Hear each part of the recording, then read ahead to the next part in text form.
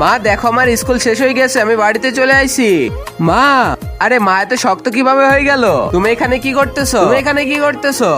দিদি সরি, আমি তোমাকে নিতে আসতে পারি না, এটা আমাদের ঘর না। সরি কি, এগুলো তো শুধু তোমার জন্যই হয়েছে। দিদি কালকে আমার ইন্টারমিডিয়েটের অ্যাডমিশন, তুমি কিন্তু আমার সাথে যাবে। এই তুমি বেশি ড্রামা করা বন্ধ করো। দিদি এর থেকে তুমি কিছু নাও। ওই দেখো তোমার ব্যাগ চলে যাচ্ছে। আরে আমার ব্যাগ, দাঁড়িয়ে যাও, তুমি কোথায় যাচ্ছ? আমি হলাম এই স্কুলের টিচার, সবাইকে পড়াই। আমি তো ভাইকে অ্যাডমিশন করানোর জন্য ওই কলেজে যাই। আরে এটা তো ওই মেয়েটা। এই নাও, এই খাবারগুলো তোমার জন্য। থ্যাংক ইউ দিদি।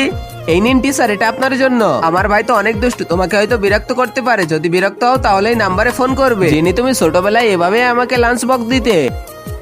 পুরোনো দিনগুলো যদি ফিরে আসতো, যেখানে আমি আর প্রিন্স বন্ধু ছিলাম। যিনি আমি টিচারের উপরে অনেক রেগে আছি, সবসময় আমাকে সবার সামনে অপমান করে। যদি তোমার ক্লাস টিচার তোমার জিজু হয়ে যায় তাহলে কেমন হবে? তখন তোমাকে কেউ বিরক্ত করবে না। দিদি চুপ করো, সবাই শুনে ফেলবে। আর আগে মহান আল্লাহকে তুমি ভালোবাসলে লাইক এন্ড সাবস্ক্রাইব করে দাও। আর পার্ট 2 দেখতে চাইলে অবশ্যই কমেন্টে পার্ট 2 লিখো।